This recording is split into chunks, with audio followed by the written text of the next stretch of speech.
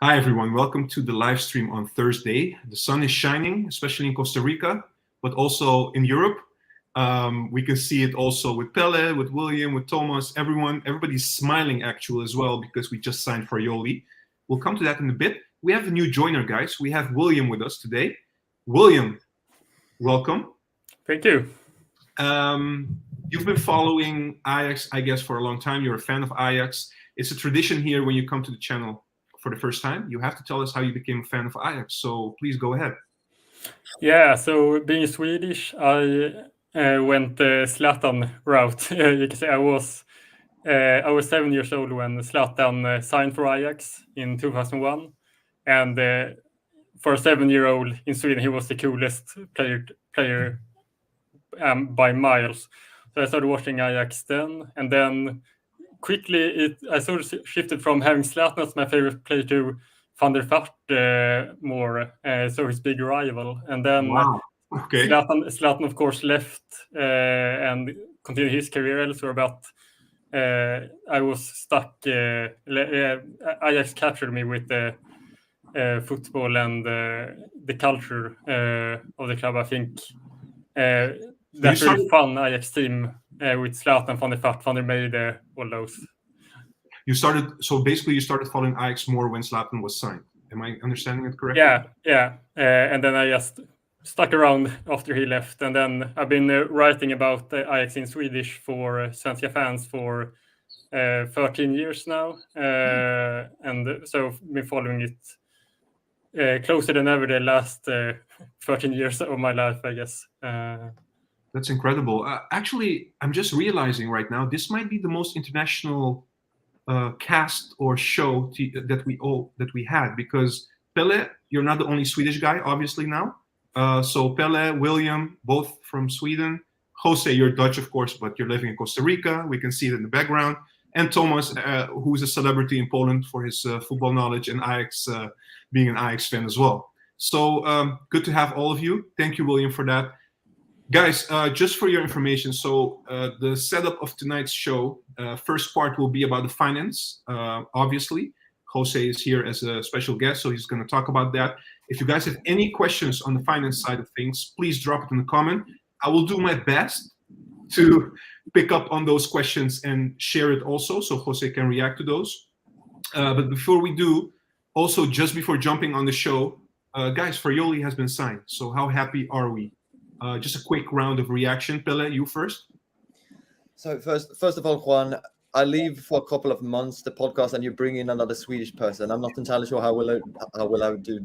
However, let's take it off record. Let's take it off record. I apologize. No, it's fine.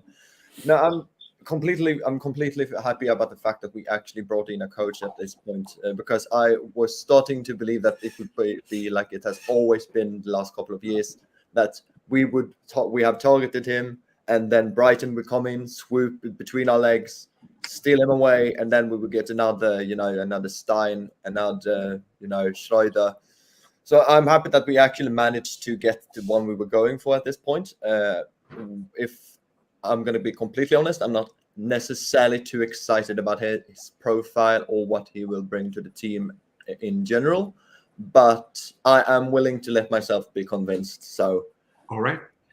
I'm happier than I thought that I would be at this point, honestly. So hold that thought about the profile. We'll discuss this later when Pierre also joins the stream later on.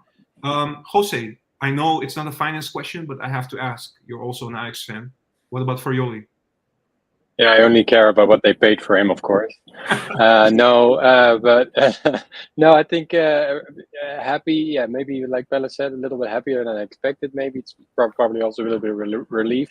Finally there's something here. And in the beginning I wasn't that excited about him. A young guy, and didn't really fit the picture that Beuker drew up. But yeah, he's starting to grow on me, and yeah, I really want to believe, or I'm believing that it's a well thought out choice, from all of the guys that are working on it, from Beuker and the technical advisors and and Cruz. So I think that's important, that there is a good idea behind him and that they researched him. So that's I hope that will work out. It's always a gamble, but yeah, that's something that gives some confidence, I guess.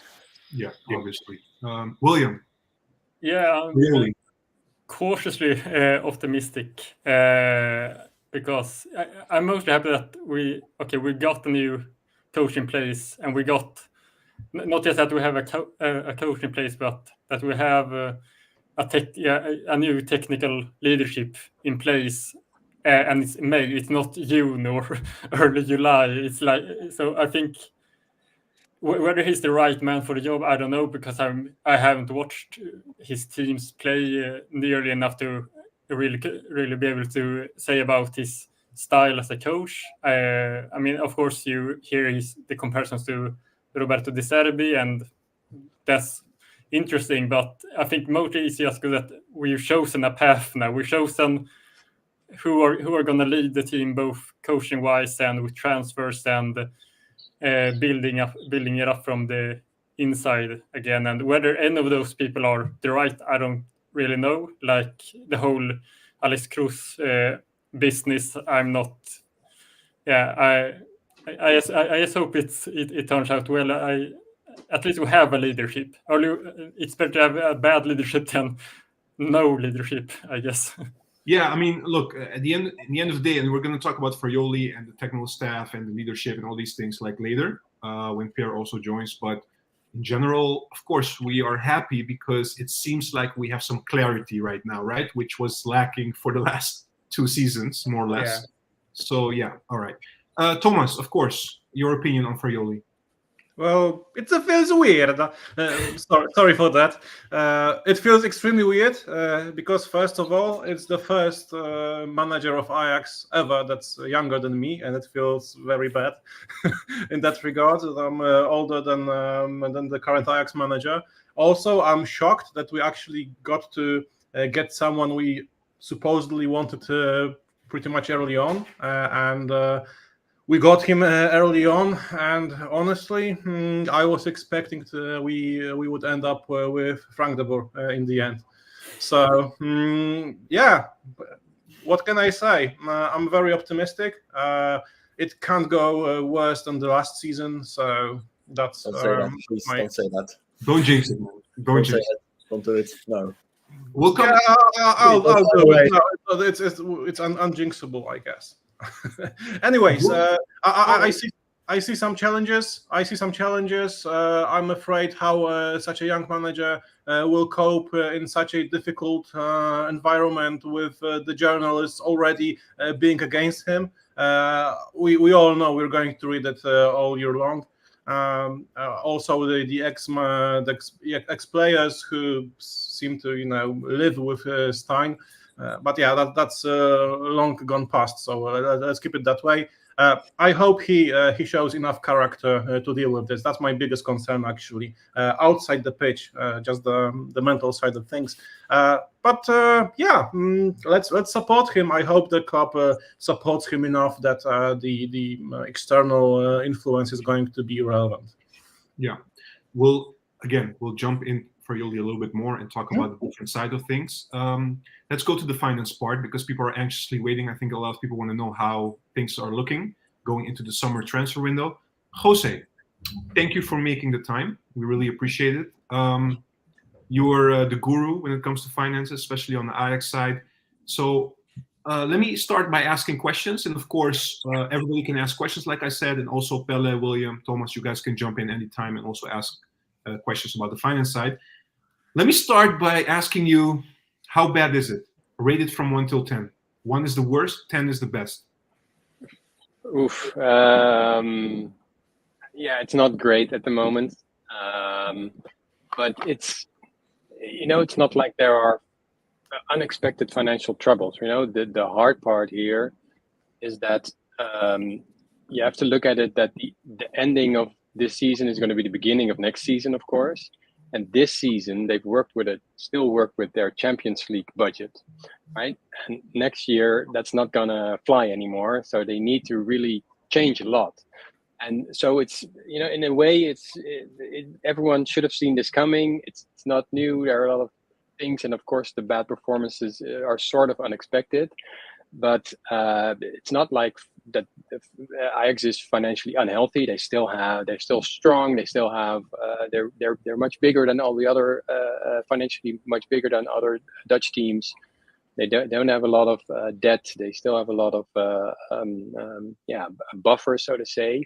But it's clear that a lot of things have to change for upcoming year. You need to shrink down, and then there's a lot of work there. Yeah.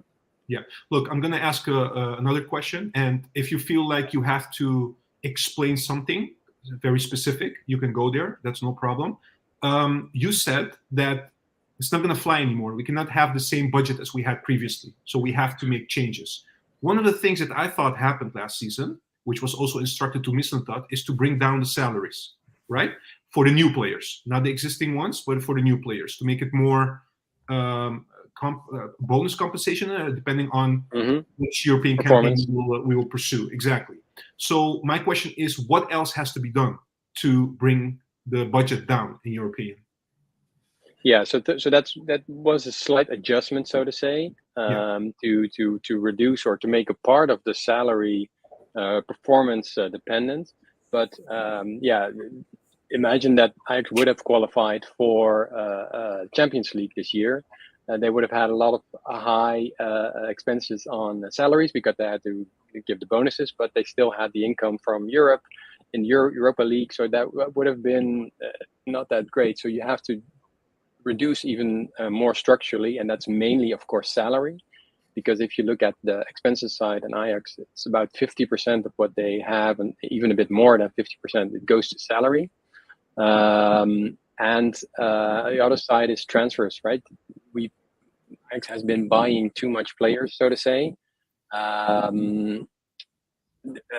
but they've I don't want to say too much because that sounds like they went overboard. They put a cap on it, the amortization, and they put a cap on it there, and that they kept within that maximum, but that's high. And because you have almost 60 million in amortization, that means you need at least 60 million in transfer profit to compensate for that. And if on the European side you don't get your 50 million from Europe, everything below that 50 million is an extra loss that you have to compensate with transfers. And then this year they're not completely going to do it, but they're kind of doing it because they sold big time with the Kudus, Alvarez, and Timber. But that's the big issue for next year. How are you going to find enough money? So what you can do is lower the costs, so lower the salary and lower the amortization, and in practice that means just get a smaller squad and lose a lot of players that you bought previously. That's the basic gist of it.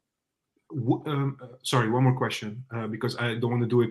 I don't want to ask all the questions myself, but just one more question about the last thing you said. Is it necessarily like this, that we have to have a smaller squad, or can Ajax also target the people in our squad that have the highest salary and try to sell them instead? Or wouldn't that be? Yeah, but you also and they're connected, but it's not always the same. I mean, someone like Bergwijn is someone who weighs a lot in because of his high transfer fee, so he has a lot of amortization. So he frees up some space, and he has high salary. But other players might not be as high salary. That's not always connected. So it's somewhat connected, but it's probably not going to be enough if you just focus on salary. So if you get out Henderson and Bergwijn and Berghuis or someone, the higher paid, that's not going to be enough. Yeah, because with Henderson and Berghuis, obviously the amortization is minimal, but only the salaries are high. But with Bergwijn, you have both, like you said.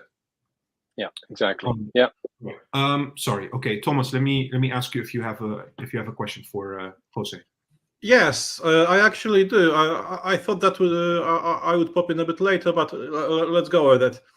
I was wondering how much of an influence does it have that Ajax does not own the stadium, and how does the prospect of actually becoming the owners of the arena at some point look? How is it like possible in any foreseeable future, and how much of a difference would it make? Yeah, I think that's a good question. And if you look at ways to structurally earn more money, and don't be so dependent on transfers, because that's a little bit unstable, owning the stadium is going to be the first thing that can deliver substantial money. There's one thing that's an issue beforehand, that the parties that now own the stadium, so that's the Amsterdam, the city of Amsterdam, the building companies, and Ajax, they agreed that they won't sell large parts of the stadium that they own to others until 2028. So it's not going to happen anytime soon. But if it were to happen, and the city of Amsterdam almost sold quite a chunk, but they were stopped by those building companies recently. That's going to make a difference, because Ajax pays 7 million rents per year, or sometimes even more, 7 to 10 million. But they hardly get anything from exploiting the stadium. I think it was Manu Gele who told the story that he was in the Champions League season with Tottenham.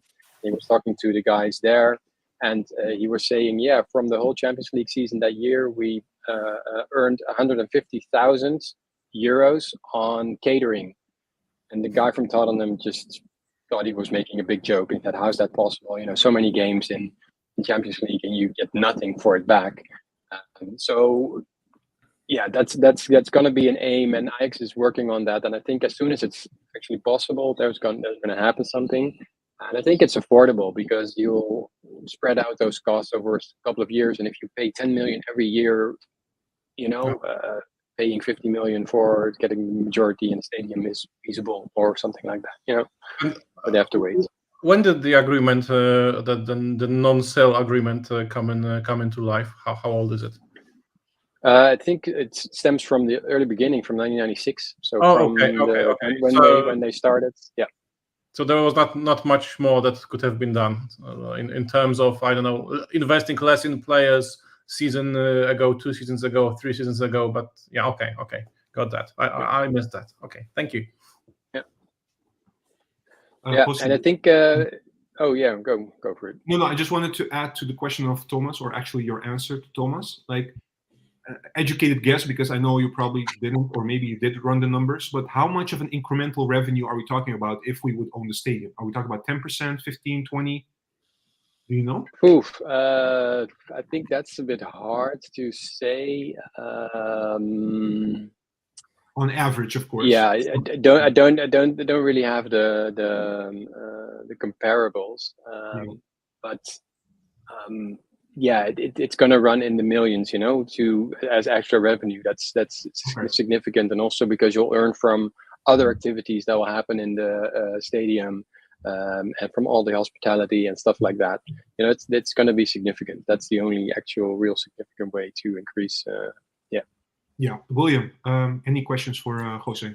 Yeah, I've because it's this time of year when people are really starting to speculate about, if I was running Ajax, I'd sell these players and buy these, and I think there's a lot of misconceptions about how the financial part of the transfer market actually works. I think you had a really good thread on Twitter or X about it recently, when you talked about the Boyker challenge of selling. The squad should be about this big, and you have these type of players in it, and the challenge people to who would you sell, who would you bring in. But I think there's a tendency among football fans to view it as, if we sell this player for 50 million, then we will have 50 million to buy new players for, and of course it doesn't work like that. Do you think?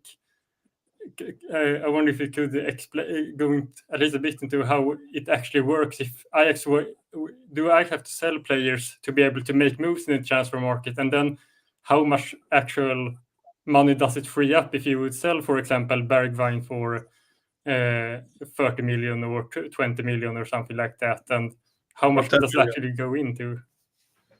Yeah. There's a lot to cover there. Yeah, sorry. No, that's okay. I'm just thinking where to start. But if you, let's make it concrete and let's talk about next season. You know, let's make it try to solve that challenge. So let's say Ajax decreases its amortization from 55 to 60, what they have now, to 40 or 45.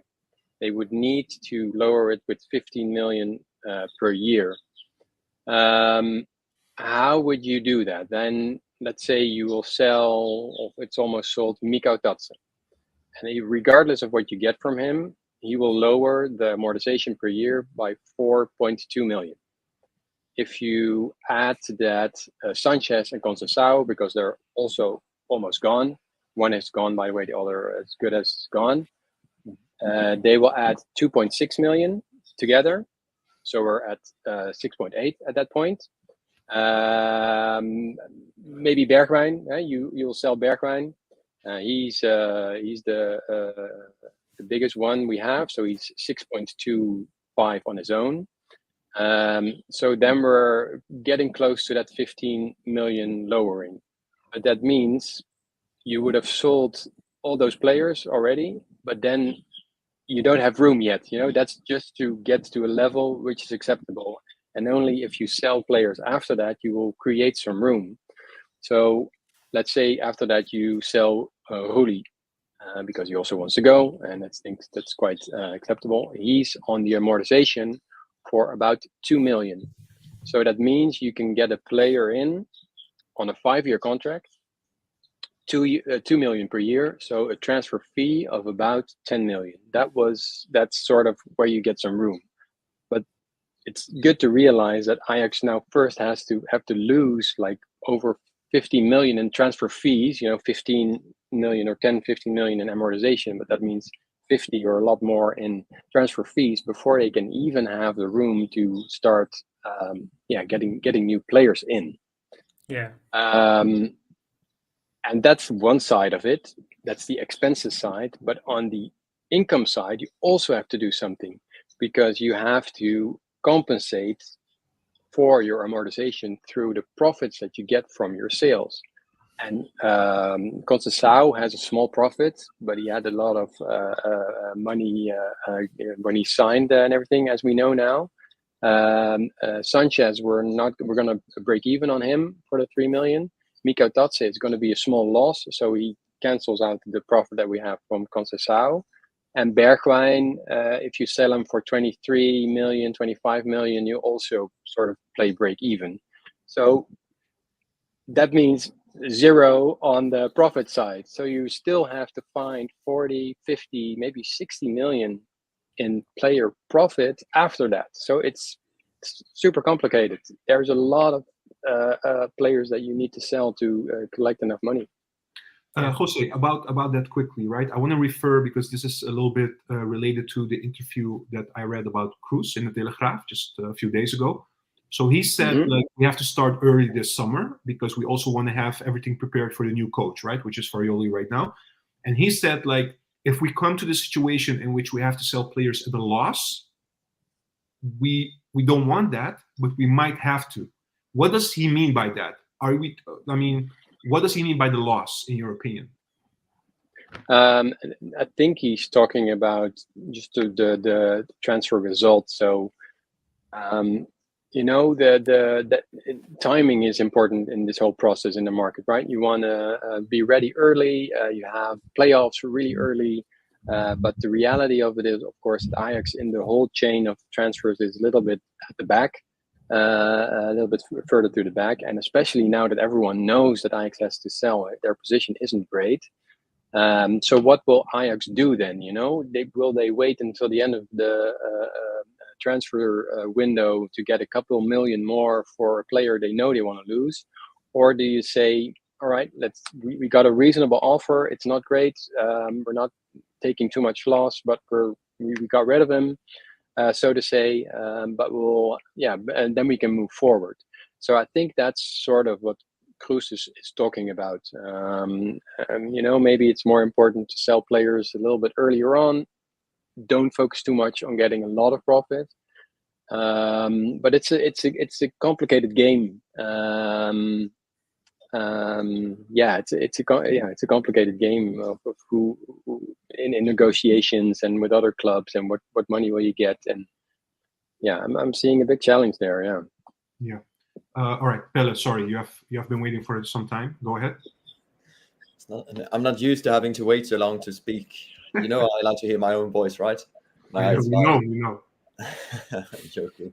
No, okay, so it's very curious for everything what you're saying, because it kind of brings me into what I would like to know from your perspective is looking at how much we have usually relied on qualifying for the Champions League, for one of our prime income revenue streams, and also with the outgoings and the last 2 years transfer windows. How sustainable would you say that type of business model is, for us? What do you call it? Like when it comes to the wages and salary and caps and everything like that, how would you say, from your own personal, opinion, how sustainable is that module, especially where we currently are? And do you believe in some regard that the salary, it's not a salary cap, but the salary system implemented by Mislintat concerning, we don't pay out as much wages when we don't qualify for the Champions League, if that has put a dent in it,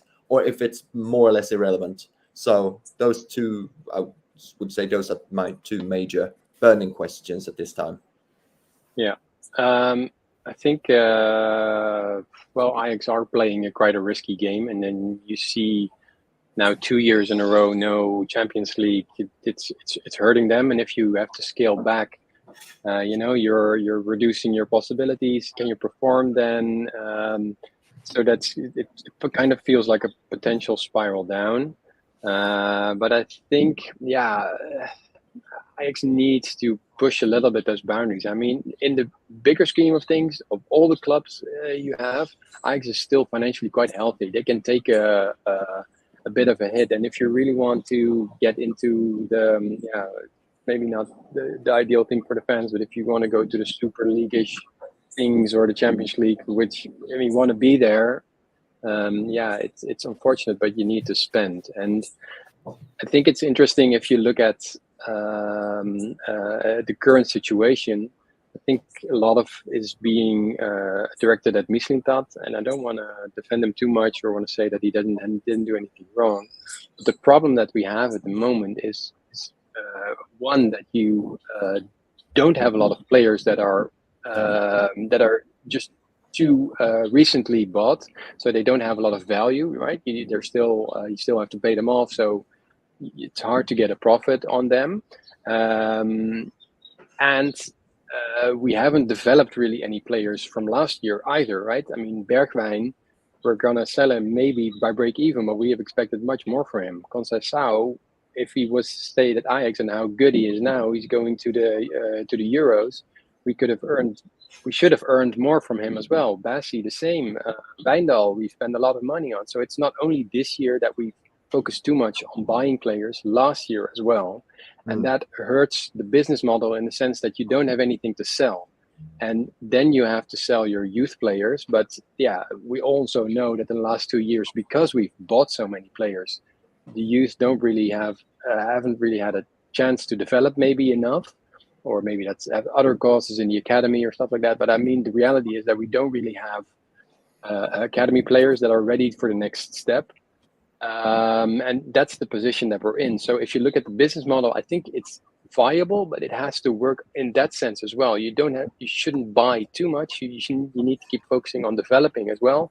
You need to have players in certain categories, right? You need players that have been bought for a lot of money and were valuable for 2 or 3 years. And now you can sell them for more. You need young players that had the time to adjust, and then they are ready for the next step. And of course, they're going to leave Ajax at some point.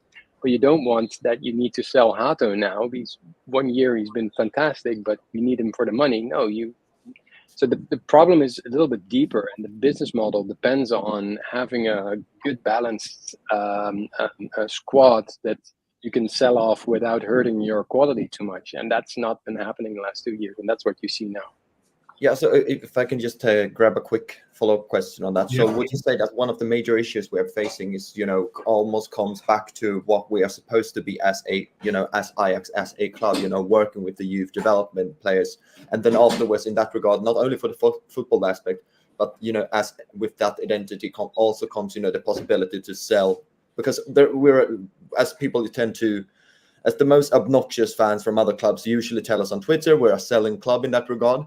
But the problem is the fact that we don't really develop players into that regard. We have to sell either too early, in which, either they're not ready, or we can't maximize that profit, or we end up, like you explicitly said, having bought a lot of players that we don't really can turn a direct profit on. So does it come back to a little bit that we have moved away and strayed away a little bit from the Ajax DNA? Would you say, or how would you say? Yeah, I think deeper, right? So, and I'm curious to see what your opinion about it. Yeah, and I think you're raising a good point, and if I look at it, I think that's maybe I think William, you said it as well. People start playing a Football Manager and plussing and minus and him out and him in, and they all have great players that they want to buy. And what was it yesterday? Oh, the Memphis Depay is a transfer free. Oh, let's get him. Or this guy is up for sale. Let's get him. And where's the Ajax philosophy of just developing players and adding some bought players to that? I think we're going the other way. We're always looking at what we can buy, and if we always need new players. We always want to buy, and we need to buy more and better and pay higher and better players. But it's gone the other way. Jose, maybe short term. Yeah, just quickly on this, because I remember you've been on the show earlier, right? Before, twice before, and you made also, maybe it's good to repeat also. I'm pretty sure you've said that in your articles and on Twitter a couple of times, but maybe for some people that don't know, the difference between when somebody comes from the academy, when we sell them, and the difference when we buy a player and we sell them, because that's important to know this. Because now we have the situation in which we see Broby as an academy player, but in terms of finance, that's no longer the case, because he went to Germany, came back, we have to pay for him. And if you compare him to Hato, we have a different circumstance, right? Also in terms of amortization. Can you please just summarize quickly the difference for our viewers? Yeah, and I'll take it as an example. I'll take current year, because if you look at Timber and let's say Alvarez or maybe Kudus, doesn't really matter that much. They roughly had the same transfer fee, right? They paid 40 million excluding bonuses for Timber, 38 for Alvarez, and 43 for Kudus. That's the transfer fee. So that's what the Arsenal or the other clubs have paid. But then there goes money to stuff like solidarity or maybe sell-on fees that they had, and Kudus and Alvarez both had sell-on fees. And then a part goes to the intermediary or intermediaries, multiple, sometimes to the player. And there could be some other costs, transfer costs associated. But all of that means that about 25% of the fee is already not reaching Ajax because that goes somewhere else. But was it also that you had to write off the amortization? Yeah, that's the next step. So that's the same for all these players, but there's a big difference because in the books, the players are still in there. So because you have amortization, so if you have a 5-year contract, you spread out the transfer fee over those 5 years. But if you sell them after 2 years, the remaining 3 years are still to be paid off, so to say, in an accountancy perspective. So that goes off from your transfer fee. And that makes a big difference because Kudus and Alvarez were still a lot of remaining amortization left that has to be written off from the transfer fee. So concretely, Timber probably made about 32, 33 million in profit from that 40. but Kudus and Alvarez were more in the range of 20-24 million. So that's a big difference in profit between those two, and that's because he's a youth product and not a bot. I think the most extreme case I think you mentioned was the Anthony deal. So we sold him for, let's say, 100 million. How much did Ajax really hold at the end after all the costs and everything? Yeah, well, if you go from 95, so because that's the without it, but it's gonna be around 55, maybe a little less than 55 million. That's remains of that. And with the bonus structure that, for example, Martinez has, he's going to overtake probably Anthony, even though he only the transfer fee was a lot lower. But with Anthony, there was a big sell-on fee. There was a lot of amortization left because we paid a lot for him, and he wasn't that long at Ajax. We had to pay solidarity for him as well, a lot of money for that. So almost half, or like 40% went off of that. Yeah, so Thomas wants to ask a question. I just have one final question. So in that same example, Jose, if we look at the current squad, a big if, right? We don't know. But if Taylor would leave, if Hato would leave, if Wrench would leave, those are the players that actually, if we sell them for a certain amount, an X amount, we basically hold on to almost like 80 or 90% of that amount because they're academy players. Yeah, exactly. Yeah, like 75, 80, 85, something like that. Yeah. Well, one thing, Wrench has just a 1-year contract, so he's not going to be that valuable, but still the percentage goes. Yeah. Hato and Taylor will be most beneficial on selling, but they won't drop down the amortization, right? So if you sell Taylor for 25 million, yes, you will have a profit for 20 million, but you would still need to make room in the amortization if you want to buy someone new, right? But do we want that or do we don't want that? Yeah, clear. Thomas, go ahead. Sorry. Yeah, I have one not so general question for a change. So we mentioned Bergwijn as a possible big sale and also a big purchase from us at the same time. But I was wondering, because there is another player we paid a lot for. He comes from Croatia, and his name is Josip. So I was wondering if we sold him after one season and take a big loss, like, for example, I know if we sell Sutalo for 10 million, for example, does it give us any room? Does it help at all? And if so, how much? Yeah, so let's say this summer you will sell Sutalo for 10 million. You'll have a loss in the transfer result of about 6.5 maybe, or a million. So that's minus 6.5. But on the other hand, he will give you 4 million, 4.1 million actually, on the amortization side. So yeah, in theory, you could say that if you lower the amortization, if you would get rid of Sutalo, you could buy a new player for the amount that you initially bought him for. So if you remove 4 million out of the amortization, you could, in theory, say, hey, I can buy a new player for 20 million. But, there are connecting boxes and there's a loss on the transfer there. So, yeah, I hope that makes it a little bit clear that there are pros and cons to it.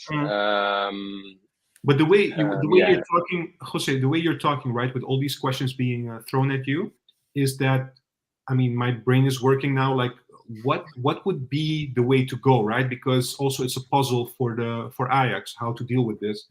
But it seems like they have to tackle the amortization. That I think it's not the only thing. Also the salaries, but I think the amortization is important as well. In that sense, it seems like to me we're going to try to get rid of players that basically we bought earlier, like maybe last season already. So I think that's going to be the way to go. I don't see them being that inclined to sell players like Taylor or Hato. I mean, you never know, but I think the first pick or the first choice would be those players. From a financial stance, again, not from sportive, but just also financial. Yeah, and then you get Cruz, because there's a higher chance that you'll have a small loss on them. But you need to make room. You need to shrink down your squad. I mean, think last season was over 40 players, and of course there are some youth players in there who played, but it's too big. There are too many bot players, and you need to reduce. You need to shrink, and that'll help you also in the longer term, because these are all costs for a length of their contract period, right? So I think they'll look at getting rid of a lot of bot players. That's a number one priority probably. Yeah. Would you go as far as saying like we shouldn't be surprised if Ajax makes a sale that we didn't expect? Well, if you look at what would that be? But that would be Hato, Bobby, Exactly. Ramai, and that's probably it, right? The other ones were all kind of expecting Taylor, that maybe Taylor as well will be a surprise. I yeah. think. So I think if you like Ramai, yeah, but I think if you put it in three categories, there's a small category which we absolutely shouldn't sell, and I don't think they want to do it, like Bobby, Hato, Ramai, maybe even Henderson, but that's already that. But it's not that big of a group. Then there's a group that clearly will go and needs to go and doesn't want to be there or whatever. And we all know Mika Tatsa doesn't want to be. Huli's probably almost gone. Some of them are already gone. But there's a big middle group, and that's from Taylor and Henderson to Van der Bome to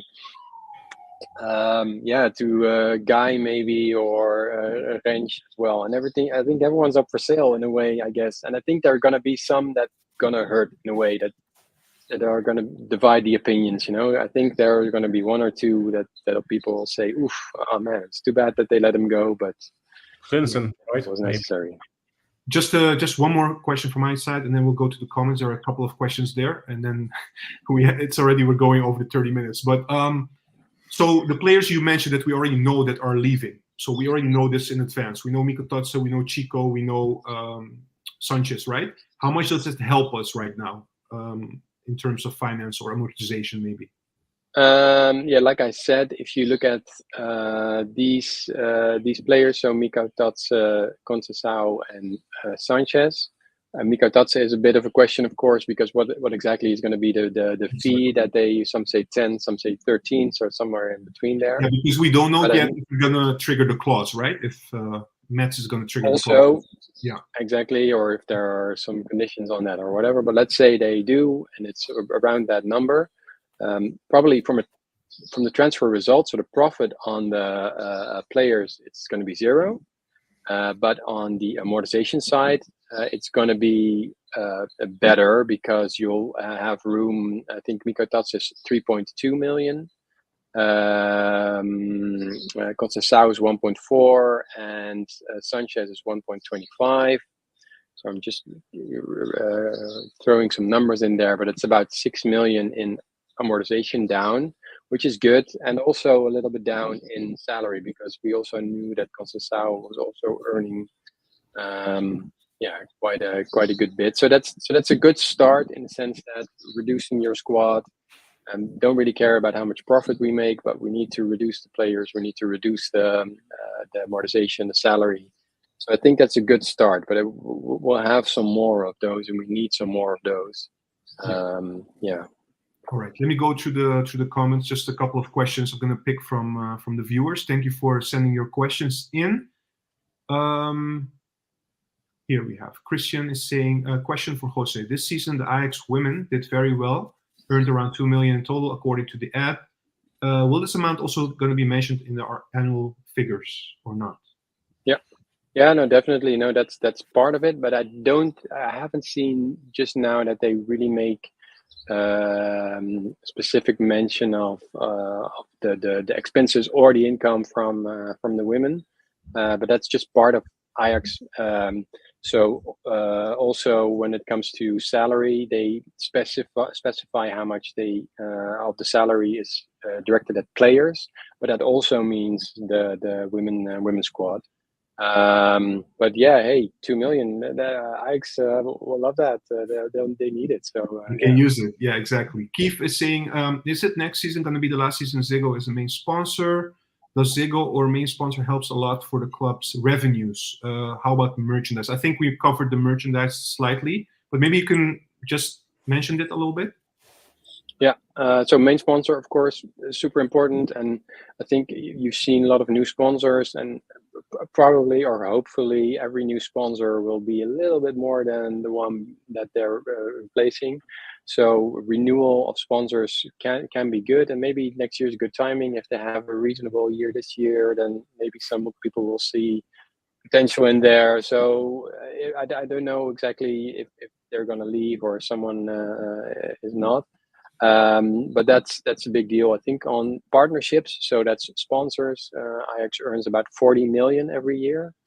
So yeah, part of the what is it, 180? Well, a little bit less if you talk about Europe. So excluding Europe, Ajax earns about 140 in total, somewhere around that area, 150, maybe somewhere around 130. So 40 million in sponsorships is quite a big deal. And talking about merchandise, that's interesting as well, because that's hurting them this year. That's definitely a couple of million less, and we all know that's probably because of the shirt that wasn't that great. I was gonna ask sales. this. Yeah, I was gonna ask this. Okay, all right. So yeah, that's in a way that's interesting, right? That they actually really feel it. That they're going to say at the end of the line, "Hey, we have a minus 5 million as an end result," and then you would say, "Yeah, that's exactly 5 million that the year before you earned in the shirts more, right?" So there's but there's room for growth for next year, so to say. There's room for growth there. Well, we had like if it's true, of course, we did watch or see the leaked pictures of the shirts for next year. So it looks better than this year, at least the home shirt. So let's see how it goes. Matthias is asking, do you think with the big rebuild, one of the only options you have are free agents, or do you think Ajax can spend more than 50 million on one player?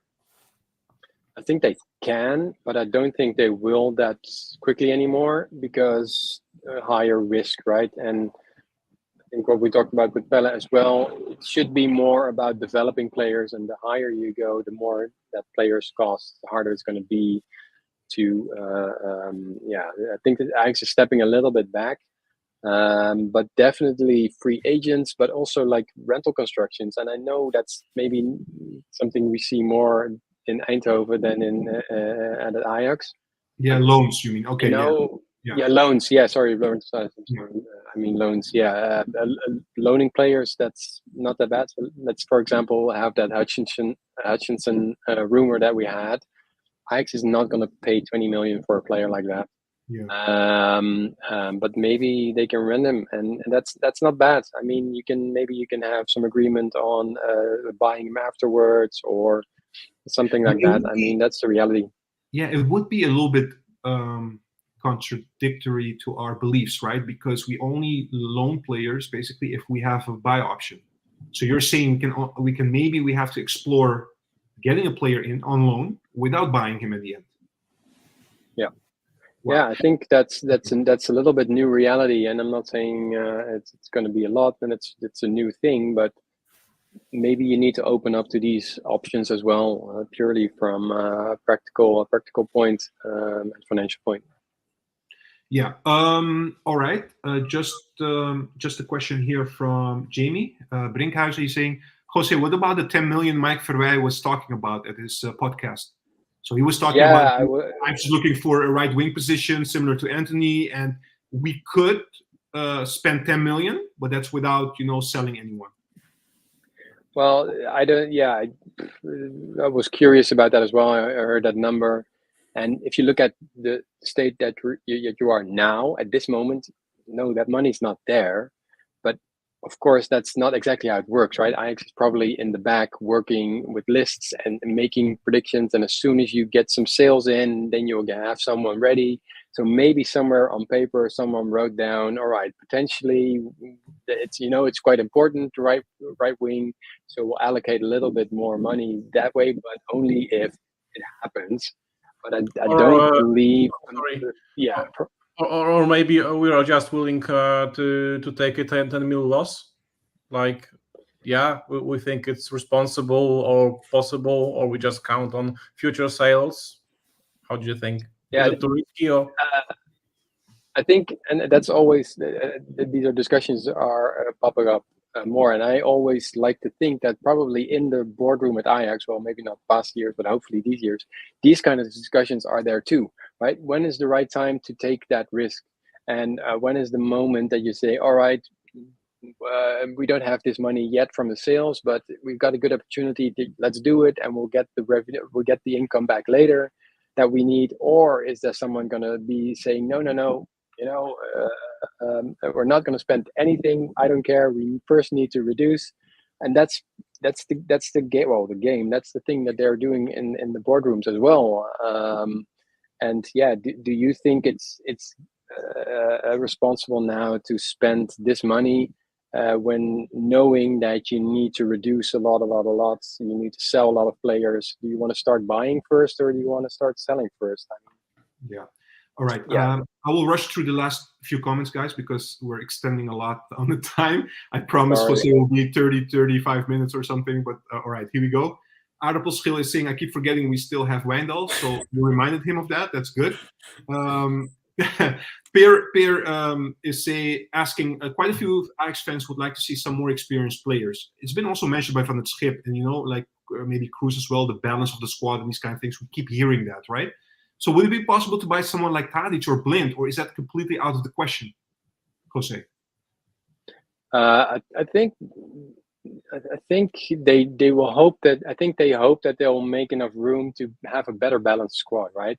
Yeah. And when that money is there, they're gonna choose between a Brazilian winger or maybe a more experienced one for about the same money, and hopefully they'll have experience count. But purely from a financial perspective, I think that could be definitely possible. Yeah. Bibilo is saying sell Brobbey to Arsenal for 30 million. I think he's an Arsenal fan. That's not a realistic number. And let Henderson go. Then there should be room for buying a couple of Brazilian magicians. It would only impact our amortization, right? I think we will lose even money selling Brobbey. Who let in the Arsenal fan? I'm not sure he's an Arsenal fan. I'm just assuming. Right. 30 million seems a little bit low. So, all right. Yeah. And maybe he means magicians like actual, guys who pull the rabbits out of the hat, not actual players. No, good lads. The way to increase the revenue from the stadium to just have some, whatever. Yeah. No. Jose, I want to ask you one final question before you leave. You triggered me a little bit earlier when you said we have to take a step back. What are we talking about? I mean, we're not talking about taking a step back when Overmars took over. That was the Frank de Boer era. That was quite dire in terms of where we were. But are we talking about maybe when the Bos took over that year? Or are we talking about slightly later when Ten Hag took over? In terms of our financial situation, where would you put us right now? In terms of look, I think you have to dial back now, but also know that if this next year you get to the third spot, you qualify for the preliminaries for the Champions League, and if you get back in the Champions League, then we're just running as we were always running, and the Champions League money even went up quite a bit. So then we're back in business. So it's not that bad, and also because we've grown commercially really well. And I don't think we're stepping back commercially that much or even at all. There are also some bonuses there related to Champions League, by the way, but we're not stepping back that much there. So yeah, it's mainly squad cost. It's mainly squad cost that's stepping back, and the rest of it is going well. But of course, if you do it 5 years in a row, Europa League, then things will crumble down. They're still built on the potential that Ajax has, and it's really close by. And it is close by. Why not be third next year with good players, a couple of good developments and everything. Yeah. Jose, thank you so much for taking the time. It has been almost an hour. Thank you again. I hope our viewers also appreciated you coming on. I'm pretty sure they have. Keep doing what you're doing. Everybody we have your link down below in the stream. People can follow you on Twitter. You also write articles for Ajax Showtime, which is in Dutch, by the way. I have to mention that. So yeah, thank you again for coming, and let's see what happens in the summer. Yeah, of course. Glad to be here. Thanks for inviting, and all the best, guys. Thank you. Take care. Thank you very Thank much. Take care, Appreciate it. Jose.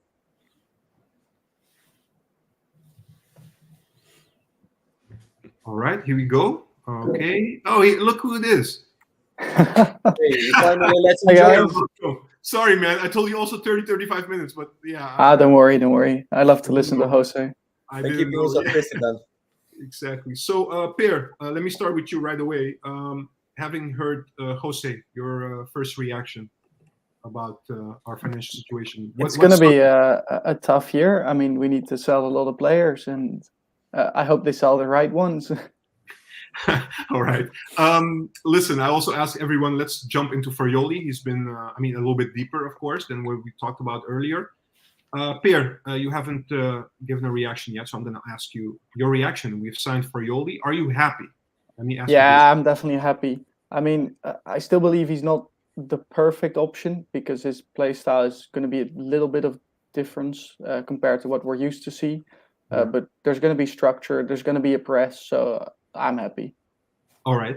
I'm going to come back to what Pelle said earlier. He's not really the profile coach, that I maybe wanted or was looking for, or maybe that's suited for Ajax. Can you elaborate on that, Pelle, a little bit?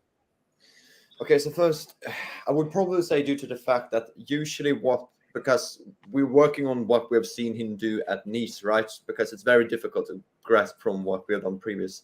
And I'm not one of those people who's going to be like, oh, he lacks Ajax DNA. That's definitely not the approach I'm trying to get here. And I'm trying to be more, welcoming in the fact that we actually brought in an international coach. Not a problem with me, just for disclaimer. One of the major issues I basically have had with this is the fact that I don't see I'm not entirely sure that he's going to be able to adapt that mentality on the pitch with either the players we have now or the young players we want to develop. And I'm not entirely sure where he stands on that type of, more the more managerial aspect of it, trying to coach new, young, fresh players, from young Ajax or even way back than that, and then try to make the best of them. I'm not sure how that's going to work, which would be one key critical thing that I would say is a big question mark. Most of the things that I have against him would probably be more question marks rather than exclamation marks. So I'm not angry, I'm just worried. I described it previously. I don't think he's going to be a dumpster fire, of a he's not going to be a catastrophe. But I'm awaiting a simpering disappointment. That's the problem here. But that might be just the circumstance rather than what he might bring to the table. But what he can bring in regard to structure, I'm all for it. Playing out from the back, all for it. I see he can revitalize our defense, definitely needed. Might bring some life into the midfield, also required. I'm not just entirely sure how he's going to utilize the place we have, in the forward position on the wingers, or the place we can bring in there just, to make a well-balanced and well-rounded team. So that's what got me a little bit worried. One of the things that reassures me is the fact that just had a little check on the quotes from the interview, when they asked the coach. It's not like they did with Einstein, when they basically put a gun against his head and say, now talk about how much you love attacking football, how you want to play attractive football. And you could just see Stein being like, yeah, I'm from Sparta, I've coached Sparta Rotterdam, I love playing attack-given attractive football, so we're going to do that. So I think it's a little bit more with him. I think we're going to get to see his touch on things, so we might actually see what he brings to the table. I'm just not entirely convinced that's going to be what we want to see as Ajax fans. But, if we see an identity, actually a game plan, man, we're from 0 to, if we go from 0 to 30, in excitement, it's still an improvement. So we're moving in the right direction anyhow. Yeah. William, I want to ask you something, because you reached out to us a few weeks ago when we were still dealing with Potter, to be honest. And you know more about Potter, obviously, and you were hoping maybe you can come on and talk about Potter as well. How much of a difference, because you know Potter quite well and what you have read up about Farioli, how much do you think that's a difference in terms of profile of a coach? Do you think it's a lot, or do you think it's not that much? What would be your assessment on that? I think the biggest thing, at least on paper, is the experience, and which was one thing that was it Boyker who talked about it, of the profile of the manager we're looking for, and experienced coach was one of the points he had. And what Farioli, about playing style and philosophy of both coaches? Yeah, because Potter made a name for himself in Sweden with Östersund, which was really coming from out of nowhere and building a very fascinating team both on and off the pitch, and a bit similar to Knudsen very, in Norway? A little bit similar to Knudsen in Norway, or different? Similar, but not as. I think Knudsen is a more extreme example of that. Knudsen's tactical profile is very clear. I think Potter was a bit more. He always stood for attacking football and passing game and taking players to ballet, right? Yeah, exactly. And he did a lot of stuff like that, to like team building stuff that was very like out of left field, like the ballet thing and taking the players' squad to a theater and stuff like that.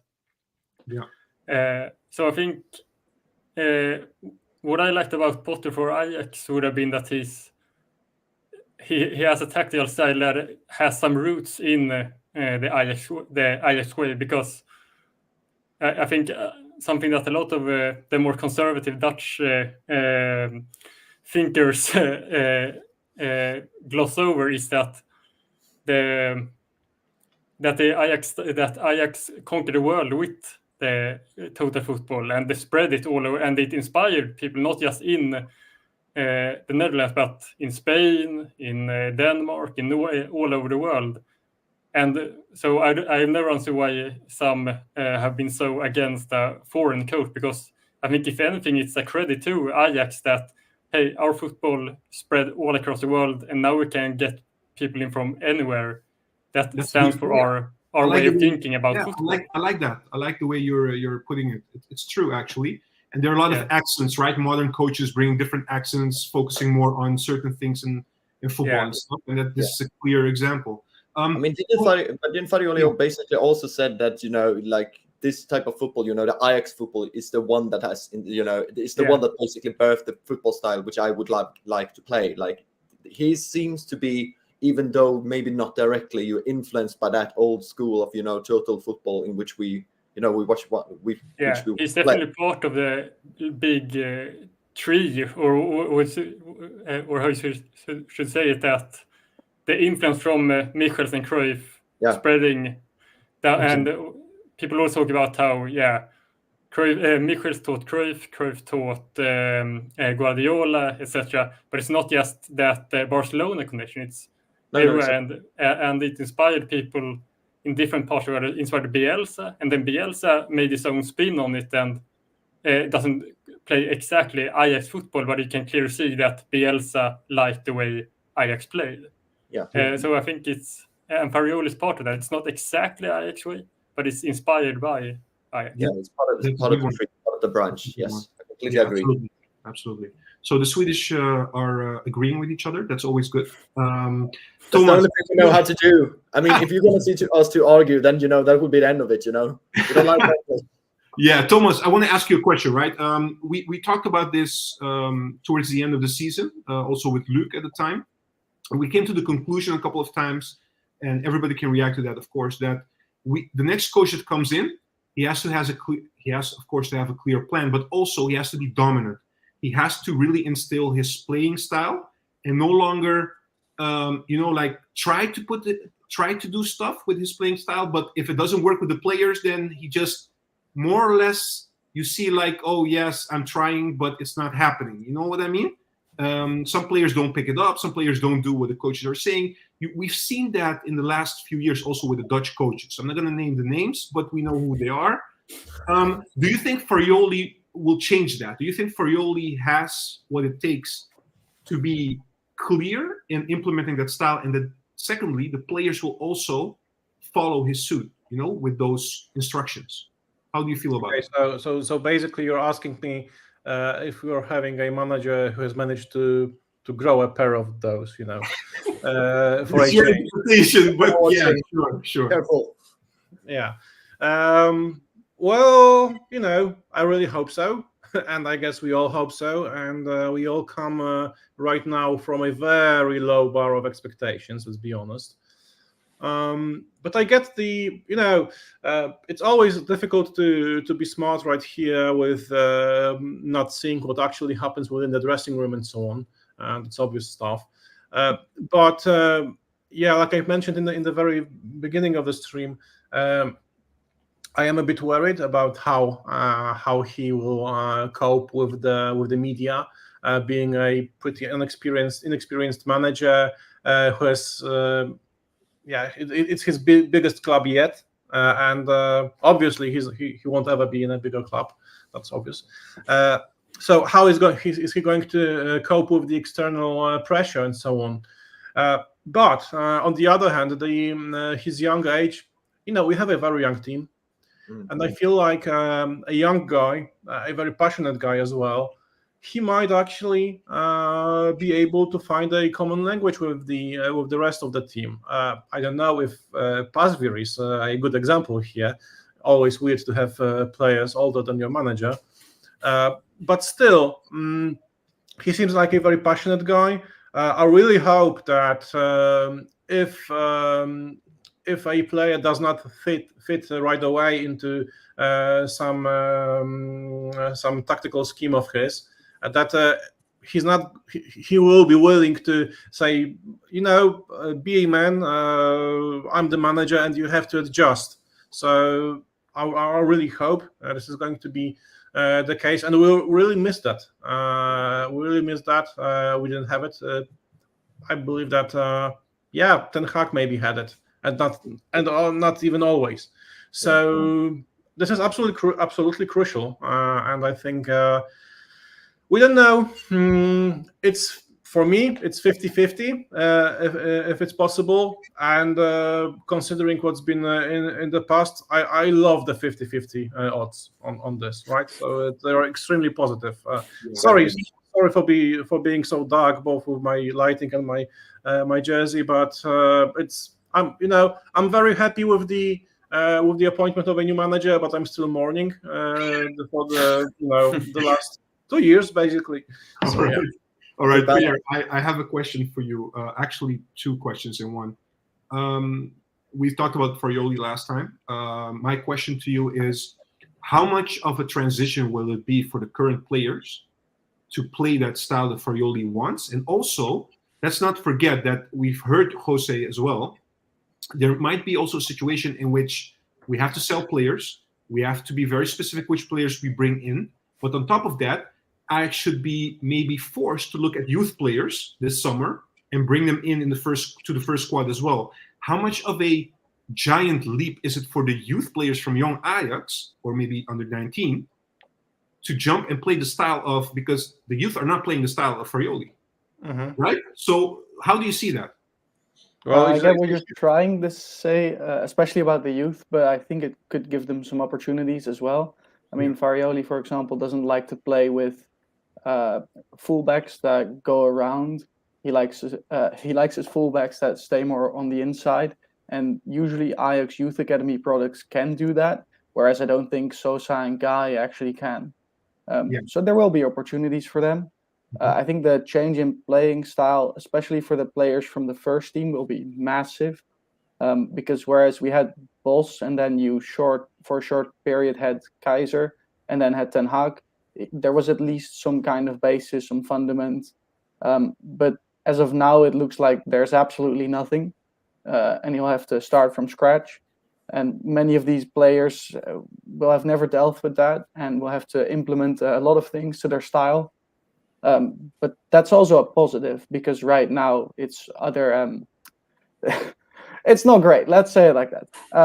And we definitely need some change. So it's good that there's a new play style coming, something with a very clear structure. I think will help players, especially like last time we said, for example, Sutalo, who is clearly struggling with finding the right player to pass to.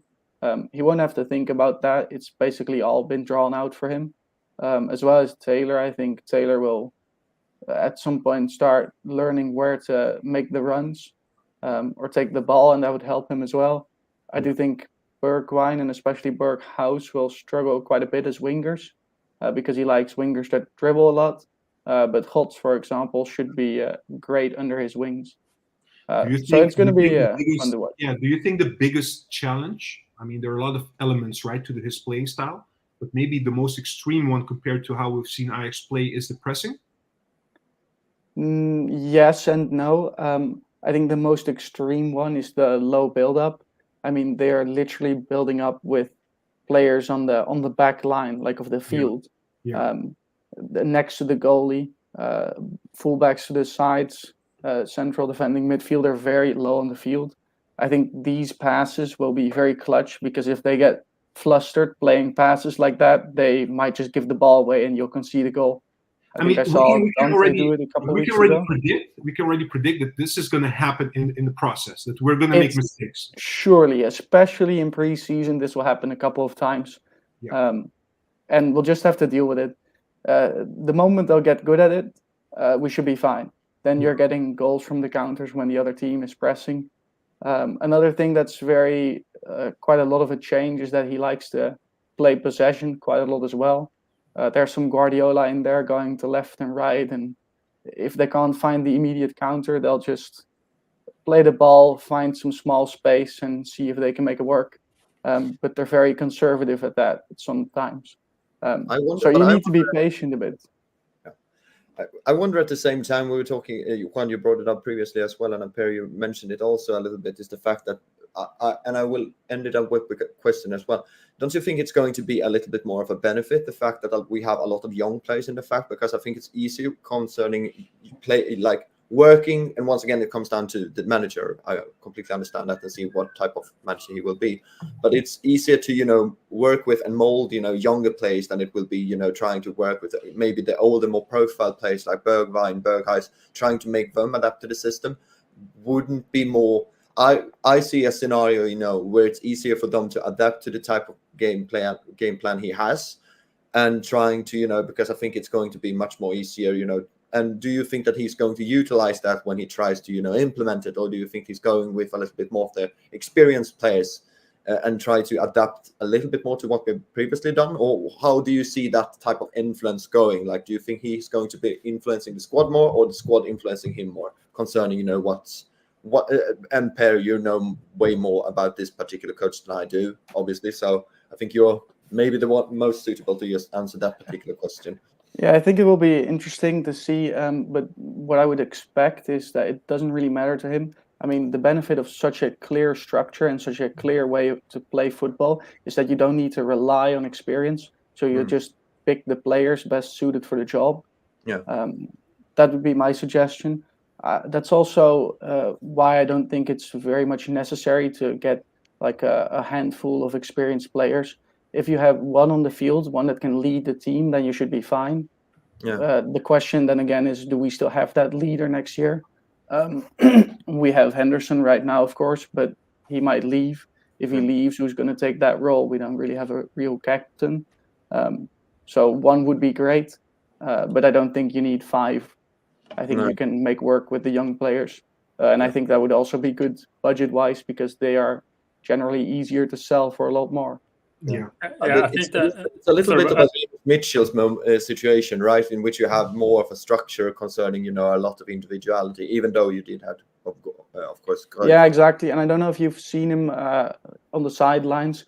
Farioli is coaching the team the entire game. He's screaming at them. He's pointing everywhere. You don't have to see it. You don't even have to have the video of it. You can hear it.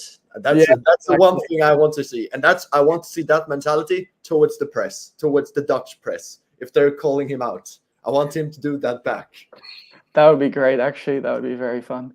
Let me ask him some questions. Yeah. He'll be fine.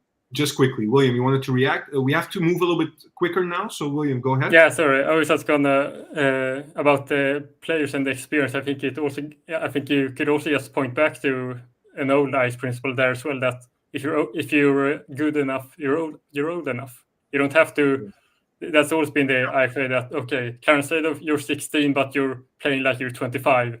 You're in the team. So that's another principle to go back to. I think otherwise, the thing I'm curious about with Farioli, and not just Farioli, but the whole staff, he brings with him 2 assistant coaches, and they thought will be another. And I wonder, I think it's really important how they all gel and mix together, because it's clear that Ajax want Dave Foss to be some kind of representative of the Ajax culture and the Ajax way, and hopefully they can work well together. But I mean, it could always potentially go a complete opposite direction. But I also think it's important that we remember that you mentioned Peter Bosz and Ten Hag. If you think back to their first time at Ajax, there was a couple of months before Peter Bosz really got things going. He talked about the cup game against Nijmegen was the one where it really clicked for him, tactically and with the team, and he understood, now this is how we go forward. And Erik Ten Hag had the first 6 months under him weren't that great. It was in the summer when Tadic and Blind came in and things really changed. Yeah. So I think we really need to have some patience with Farioli as well, not expect that it will all click instantly. Not be brainwashed by the pundits and the old Ajax players or whatever, because there was already a lot of negativity coming around, even before he was appointed today. So we have to stick behind our manager and we have to be patient. So that's a must. We have to show at least as much patience and support from the club side as Stein got. Yeah, because so a reasonably lot of patience with the club, right? And I expect Farioli to get at least the same amount. And I hope Direnko has to wait. Exactly. Yeah. No, I want to say Direnko has to wait at least 3 months before criticizing the youth not being played in the system. Yeah. All right. So if he's seeing this, hands on heart. We give him time. Let me go to the comments, guys. I have to rush a little bit. We still have a couple of topics to discuss.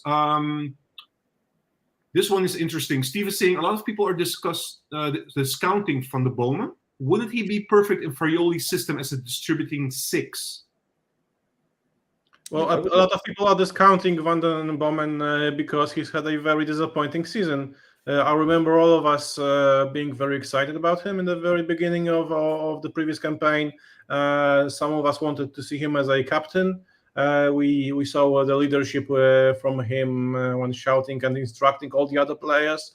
And for whatever reason, obviously he was injured for quite a bit. But after that, he rarely was able to manage to get a starting spot in the team.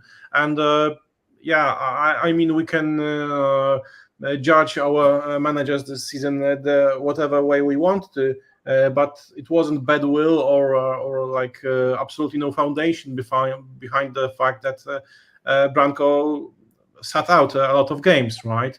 So this is the reason why he's being belittled a little. But is he? But all in all, I believe that he has a potential to be a very useful player in such a game with the quality of his passing. And his space awareness, right? We all know his biggest strength are long balls and long passes. Sorry, and I feel like this isn't the most important thing with Farioli. Still, a player of his quality when he's in form, he can make runs as well. We've seen this in France from him. So. We need experienced players as well, and he is experienced compared to the rest of the selection. So, I guess we could see more from him, and actually, we should see a lot more from almost every player we have. Like Per mentioned, Sutalo might not be such a huge pile of horse manure. It might have been the terrible managers we've had.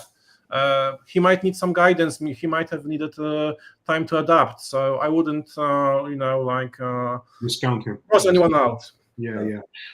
One thing we have to mention though. That's what I read, but also saw when I saw the Nice games. So Farioli plays with, if we're talking about number 6, when we're defending and he goes back to 5-4-1, I don't know if he's going to do the same with Ajax, but probably, it means that the number 6 will become a central defender. So we have to also take that into account. And then I question whether Van der Bomen can do that, but who knows? It's possible. Yeah, I'm actually very proud for you, all of you, for noticing that. That's actually quite impressive. But yeah, indeed. I mean, Van der Bomen. Are you laughing at the host now? Come on. Yeah, a little bit. A little bit, all right. I've never heard you say anything like this.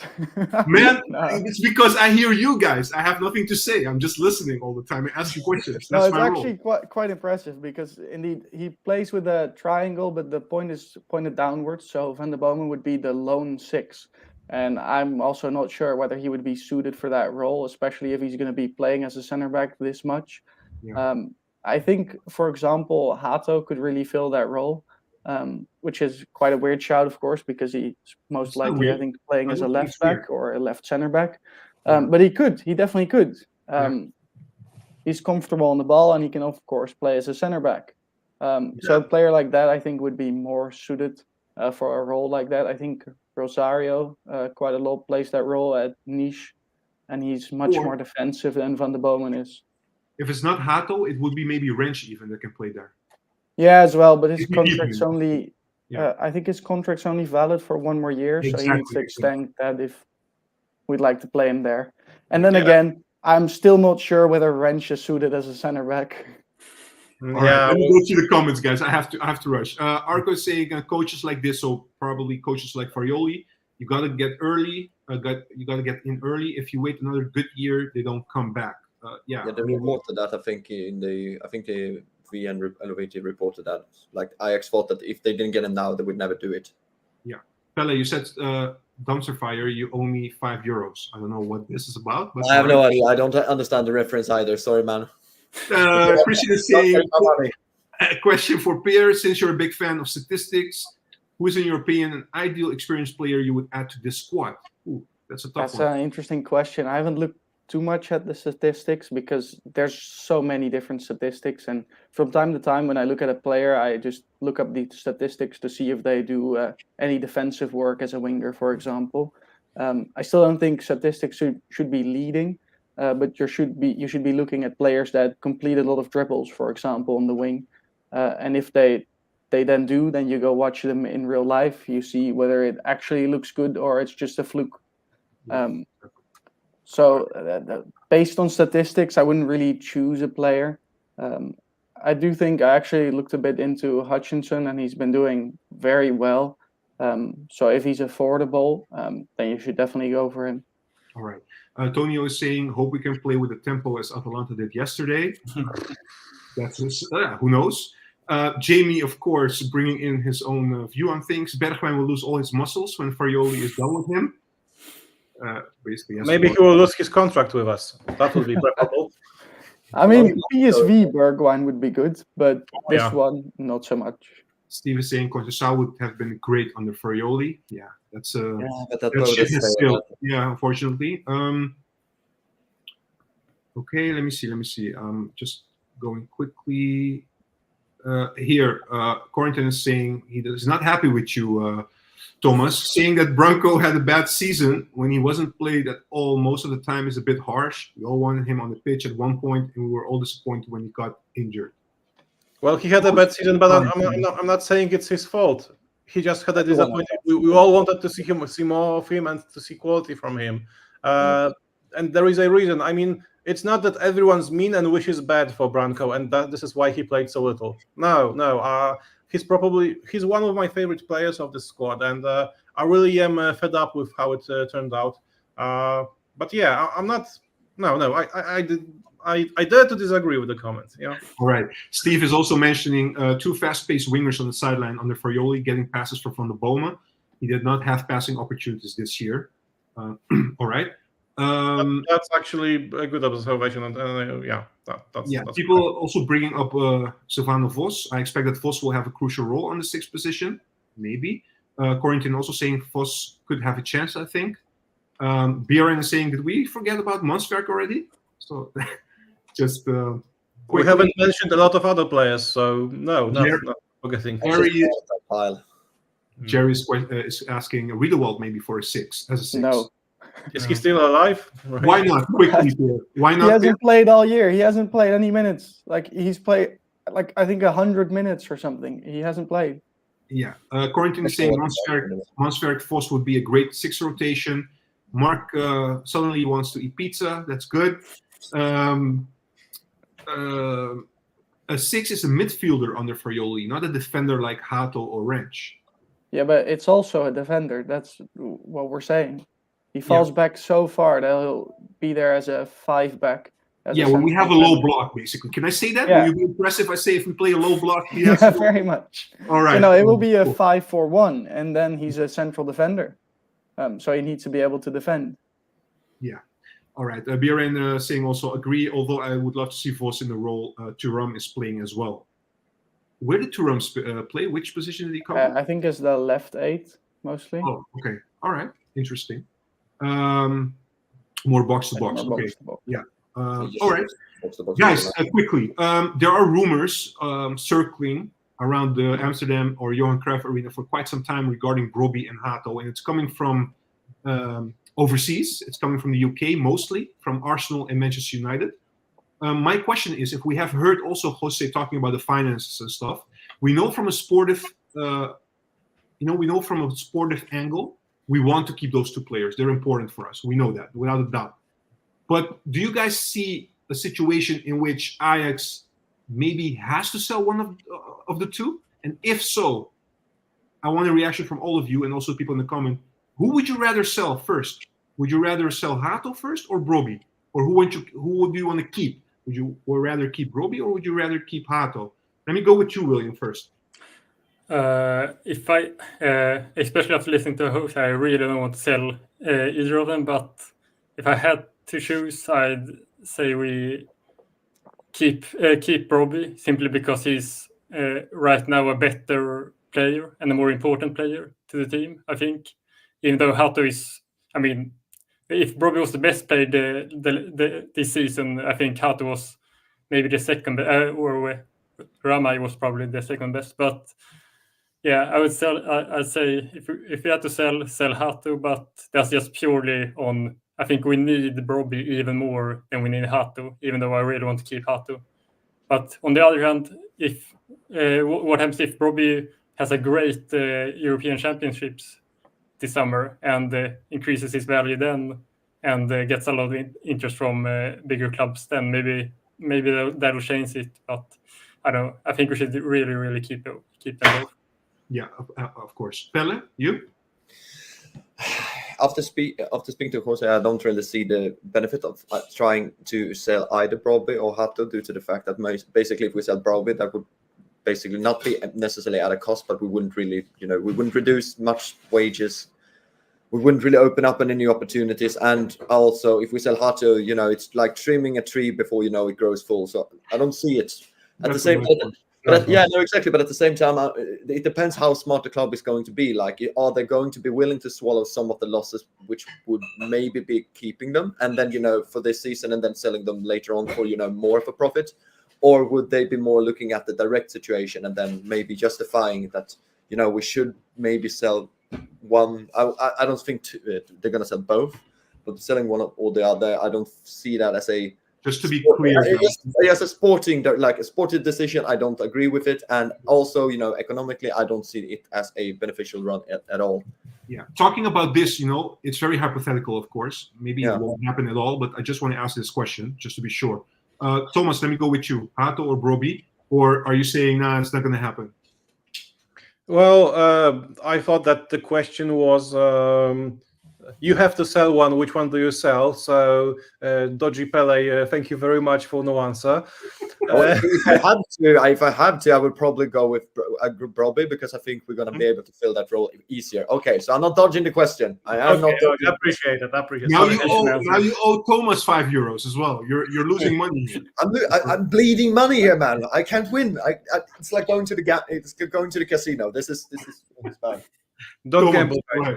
Okay. Anyways, so we're in a situation where we are a club that needs results and effects here and now. And considering this I think that it would be way more difficult to replace Broby, and therefore I would, if I would have to, I would cash in for Hato, regardless of the financial and the amortization stuff and so on. Yeah, if should we cash in and were we like forced to sell one, I would go with Hato, with very the opposite of a smile. Yeah, whatever you call it, the opposite In of your a heart. smile. Yeah.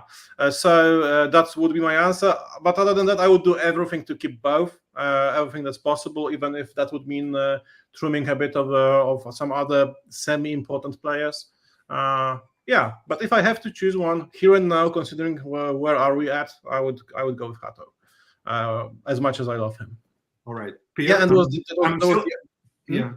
Go ahead. Sorry. That was the other part of the question. I thought you added something. Oh, that's enough. No, it's fine. No, Okay. that was what I was looking for. Pierre, I'm still upset with you regarding that remark, but you'll get a chance to respond as well. Go ahead. Perfect. Well, it obviously depends on the money. I mean, if you offer 40 for both of them, I don't want to sell either of them. If you offer a 60, I mean, you obviously got to consider selling them. Then again, if you offer 60 for the one and 40 for the other, then the one that you offered 60 for is going. But let's set all of that aside. You should definitely keep Broby and sell Hato. I mean, we have Kaplan, and I truly believe he's one of the most talented players in the team, if not the most talented one. He's that good. And besides that, you also have Dies Jansen in the youth academy team. He's pretty damn good as well. So he would be by far the easiest one to replace. I don't think Akpom would have done anywhere near what Broby did if he was a starter, because on the pitch, like, his football skills are just not on the same level. He does score goals, and he has been quite great for us. But I don't think he'll be. God damn it! I don't think he'll be replacing him. Quickly, Pierre, about strikers. We talked about Akpom and Broby. One player that we almost never mentioned, but we signed him in January, is Rijkhoff. How do you see him? Do we have to have more patience with him, or are you like expecting more from him at this point, or for next season? I think he needs more patience. I mean, he's kind of a Huntelaar type of striker, like a real poacher. He scores everything that he actually touches in the box, but it will be quite tough to touch anything in the box with players like this around. I also think Broby fits better under Farioli because of his speed. So I do think he still needs some time as well. I don't think he'll be ready next year. I would love to see him be good enough, but I don't think you can count on it yet. All right. Let me go to the comments, guys. No. Before you do that, answer the question yourself. Yes. No. We're leaving the stream if you're not. It's a coup. It's a coup. I would keep. I think I agree with most of you. I would keep Broby, but I really like Hato a lot. So it's difficult, but it's because Hato, like you said, we have Kaplan, so you can replace him already with a player that we have. Broby, where are you going to find a player like Broby? It's so difficult. So yeah, all right. Is this okay for you? Thank you. He's going to ask me questions now. All right. So here we go. Quarantine is saying, it's the first complete season of both. We need and have to keep at least one more year. That's clear. Jamie is saying Manchester United only has a £35 million budget. Oh, really? I didn't know that. So possible for them. Quarantine is saying, if we lose Hato, we still have Kaplan as a lefty. This has been said. Yeah, exactly. Biren is saying, sell Broby, keep Akpom, and hold Mikototse hostage wing. Sorry. So hold Mikototse hostage wing. All right. Now we know. Quarantine is also saying Broby basically did everything regarding the offensive work this season. Hato handled the defensive side also. I recognize it. But Broby probably edges it right now. Yeah. I mean, Broby attack is better than the defense, right? Dip in his form as well, right? Because Hato in the latter half of the season wasn't as great. So yeah. Steve is saying keep both. The spine, Ramai, Hato, Broby should stay intact. Mm-hmm. Yeah. Ideally. So those are the only plays people are asking for currently, so it's not looking great. In a situation like Hato, I would check with Arsenal if it's possible to have him on loan for a season or two, maybe, so that he can develop and we have some time to look for a solution. But like you said, Pierre, we have DC Janssen coming up, right? So yeah, as well, and it also depends on the money. I mean, if they're going to pay 60 million for him, we're not going to get him back on loan. Yeah. Yeah. Sorry. No. Okay. I agree. Sorry, did you want to say something or just nodding? No. Sorry. Jamie's saying my favorite sign this. My favorite player to sign this summer is hopefully Miranda on left back. But if that's impossible, then I assume Hato will play more left back or inner left back. Sorry, and Kaplan on the left center back. Yeah. All right. Miranda, Pierre. Okay. Yeah, I mean, I haven't seen that much of him, but I have seen him when he played for Barcelona, and I do think he would be a good fit for the role that Farioli would like in a fullback. Interesting question. Yeah, I know. Interesting question, this one. I would like everybody to name one player, which was brought in by Mislintat last season, so last summer. And which one do you think? So one player that you think under Farioli, he will shine. Mansverk. Mansverk, okay. Thomas?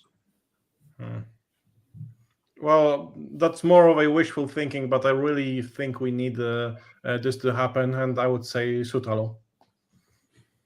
Okay. Pierre?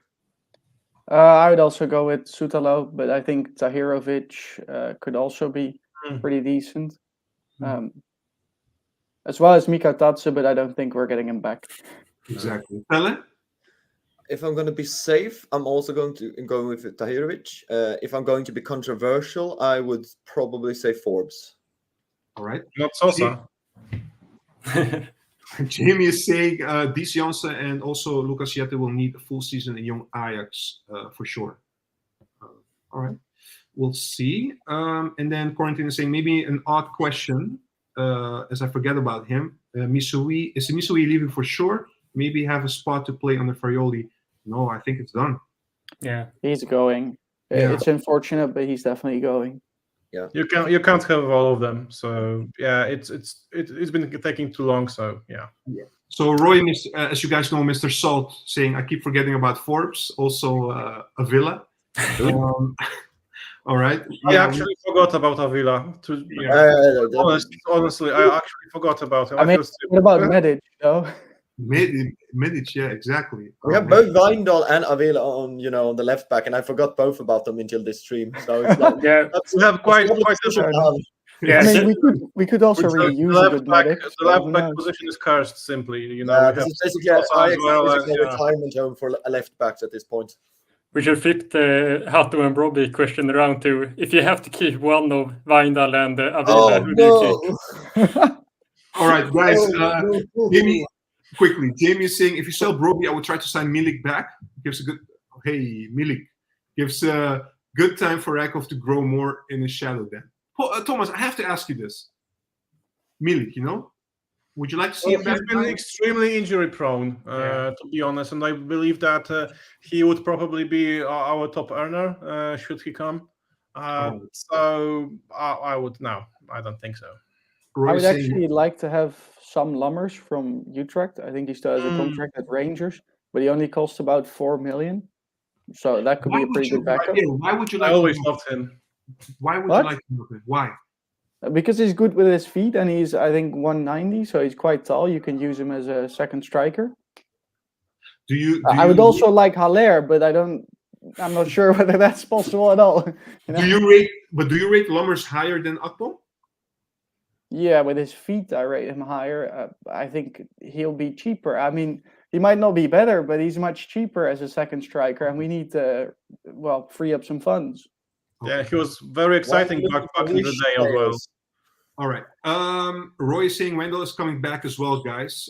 Wendell exists. He exists. All right. Yeah. Okay. So, guys, quickly, Van het Schip, his role.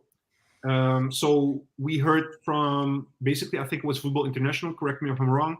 They came with the news that so his new role will be that he will assess the potential of the youth players, so the under 19 and young Ajax, but also the players that we get in, so we sign, and he's gonna assess whether they fit the Ajax 1 squad. What do you guys think of this role that Van het Schip will take? Let me go with Pelle first. I never heard about the second part of that. I only thought he would be, in a position in which he could influence, the young Ajax and under 19 who moves to the first team. I didn't know about that. Also, players that we sign, right? If I understand correctly. Yeah. So he will have a big say in this matter, basically. Yes.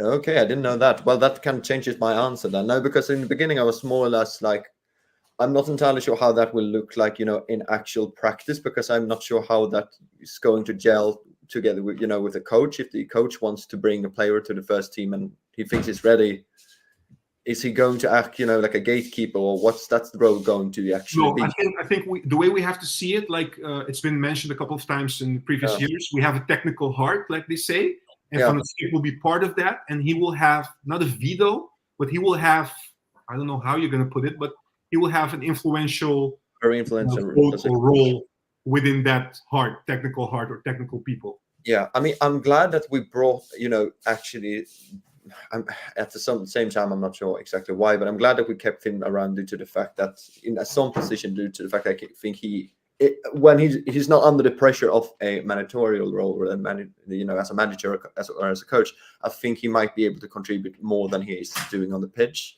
behind the scenes.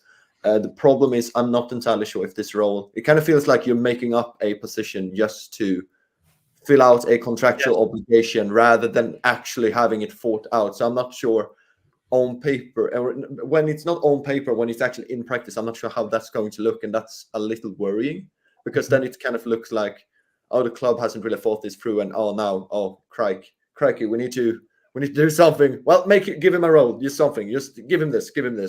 And that doesn't really gel well with me concerning, the structure overall and the overall planning and, I don't know, strategy of the club. So it's a little concerning, but I'm not sure. Am I the only one who thinks that might be? How much of an argument would it be before you guys crucify me? This is just a general question. It's not how I view it. Okay, so it is always thinking. Yeah, I know how you guys are, and also the people on the comments. Just hear me out. Would Van der Schip not be somebody that can be a cultuurbewaker, as they say, like somebody guarding the Ajax culture? And Pierre is already laughing, but I'm serious about that. Maybe that's... No, I said it myself, so I kind of agree. Okay. I think he would be more suitable in that kind of role.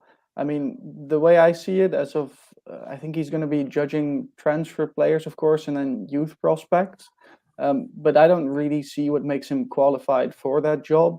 I mean, he's been a coach, and I think he's been a technical director for a couple of years in Melbourne Heart. Yeah. But then again, he wasn't really scouting anything or anyone. All right.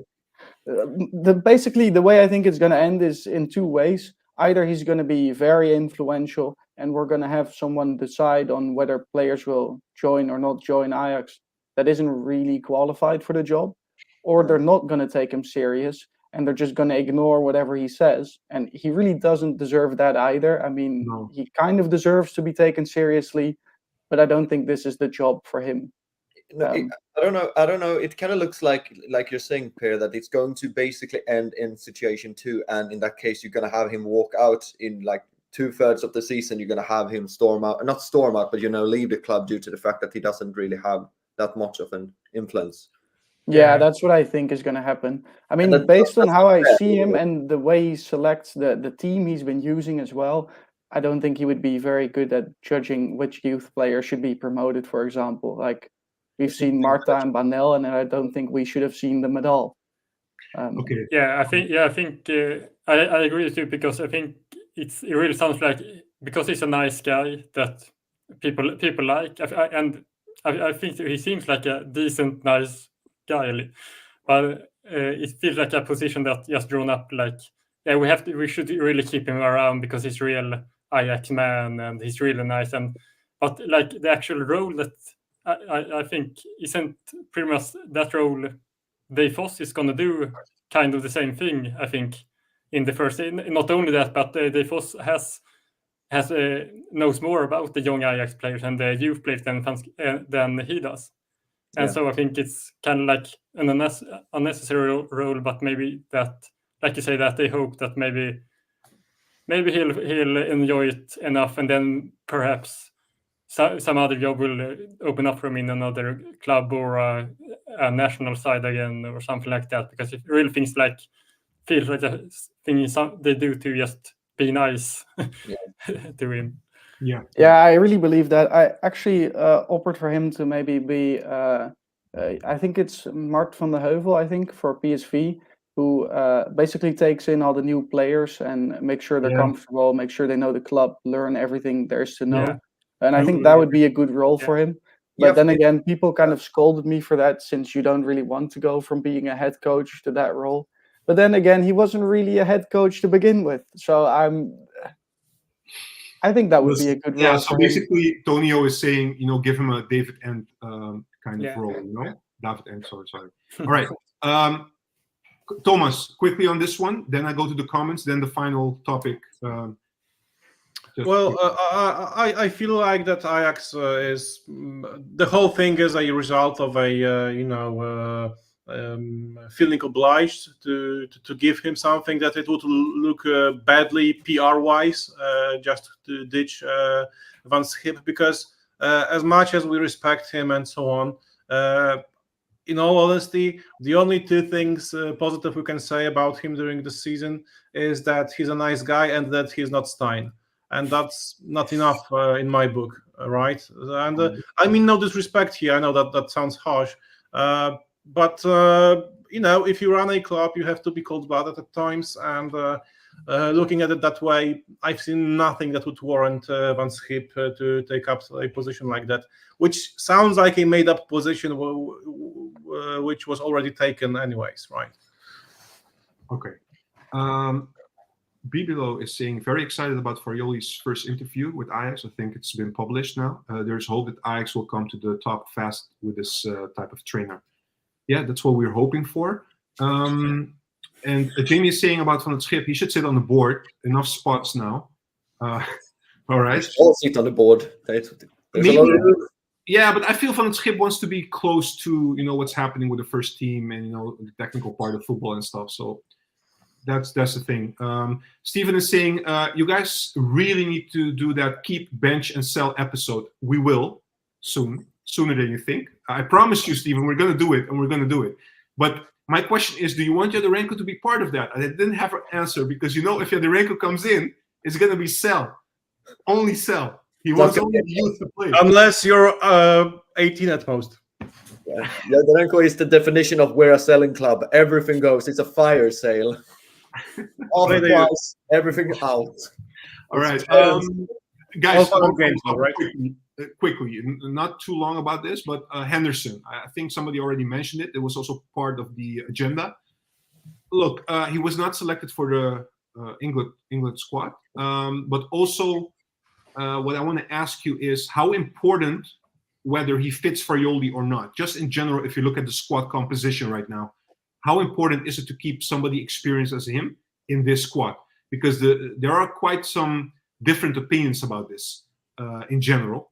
So just a quick round on this, a fire round, William, let me go with you first. Yeah, I mean, personally, I'm not really too keen about keeping him, simply because I think it's been a complete failure so far, and this leadership role that he was touted to take, he hasn't really, it seems like, because I mean, we don't know what was true, but the things that are said in the press about how he's disappointed with the level of the other players in Ajax and the way things are running in the club, and that he's disappointed in that. I think it seems like from an Ajax view, I thought that Ajax wanted him to be a Tadic type, who everyone said he was an example to every other player in the squad, that all the other players talked about how Tadic was always leading on and off the pitch, was always in the gym, motivating everyone else to be in the gym and training, and was a real leader in that way, not only on the pitch, as you all can see, but also off the pitch. And it seems that Henderson hasn't really filled that role. So I'm not sure how is he going to step up and do it now? And then so I'm not really too keen about him, especially with all the other stuff about him that he's been criticized for, with all the Saudi Arabia thing and everything with that. I mean, I find him a hard player to root for because I don't know. I just personally not a big fan. Did you just drag a cat from one side to the other? Yes, I had to. He has Sorry. featured. Yeah, that's great. Man, what are you doing? She was trying to bite my toes, so I can see the headlines already. We talk Ajax animal abuse. no. I have to, We talk Ajax No, I'm featuring kidding, I'm kidding. videos. I have to click whether they're animals or children or these kind of things. Right? no, I love my cats to death. So no. All right, Thomas. Henderson, adorable. quickly. Yeah, so I believe that that was Alia, the youngest of my cats. She is way more useful for Ajax than Henderson is right now. But in all honesty, he was supposed to be the great influence and so on. And he's been with us for half a year right now, right? I don't remember a single interview of any of with any of our younger players mentioning, "Oh, that's great that Henderson came and he's been such a great influence so far." And there's not even the media mumbo jumbo, right? In that regard, he's been unavailable most of the time, I guess. Like he played like 50% of the minutes possible. And he's not getting younger. That's the way time works. So I feel there's a little hope that it's a big if he's going to get better in that regards. And considering the wages and what we've seen so far when he was on the pitch, and if he's actually unsettled himself because he didn't know what he was getting into, great job, by the way. Very mature of you to make huge research of what. Yeah. Good process, lads. Regardless, yeah, I wouldn't be too upset about letting him go. Peer? Yeah, I don't think I mind either. I also don't think he fits the Farioli play style that well. I mean, he's not really one of the attacking eights, I don't think. And then again, he also doesn't really fit a six center back kind of role. I would like a leader in the squad, but I don't think it needs to be him. If Farioli wants to keep him, of course, then you keep him, but he can go as far as I'm concerned. You mentioned earlier, Pierre, because I'm gonna tell you how good of a host I am. I listen to you. I listen to a lot of people. That's all You mentioned earlier that if I can draw this conclusion that with the style that Farioli is going to play, it's maybe less of importance if we have experienced players because the structure is so clear that every player, whether you're a veteran or experienced and young, etc., it's so clear what you have to do that the coaching comes from the fact that they get drilled and training and these kind of things. So they know exactly what to do. Do you stand behind that maybe as an argument also, besides the fact that maybe he doesn't fit the style of Farioli? Yeah, definitely. I mean, if you know what to do, you don't need the experience that much. What I do like is that you have someone that can keep the other players in line, someone that can talk to the referee, someone that says to the youngsters, "Hey, you're not doing what we're supposed to do." So that would be good, but I don't think that it needs to be him. But I would like one player that does that. Quickly, just out of curiosity, I'm sidetracking a little bit. Bergwijn under Farioli. Do you see him playing as a winger, or do you see him playing as a pushed midfielder up front? I see him being sold. He's Forget not that- really forget the he's question. not really an eight, right? And he Exactly, could play exactly. as the very most attacking eight, I guess. Yeah. But then again, that wouldn't be great. And he's not the dribbler kind of winger that Gods is, and the kind of winger that I think Farioli likes. Yeah. So I think he's too expensive to keep, if I can say it like that. I mean, you heard Jose talk about I think it was the emotions, or how did he call it? Utilization, yeah, exactly. Yeah, perfect. And I think he's on the list for like 6 million a year. So it would be great if he goes based on that. All right. But Clear. who's going to pay 20 plus for him, right? That's the issue I have here. Well, there was. I mean, the interest- stats are good. Yeah. The stats are good. Yeah. I'm not sure whether someone's willing to pay for stats alone, but there's a lot of Premier League clubs, especially near the bottom, that could pay 20 million for a player like Well, West Bergwijn. Ham. Yeah, West Ham was interested. That we know. We don't know if they're going to come back again. And that interest that's lingering again from Saudi Arabia is still there. So we'll see. Yeah. Fingers crossed. And again, what I'm more South. worried about is, does Bergwijn want to go there? Because he feels like the kind of player that only wants to step up and not step down. He will step up financially.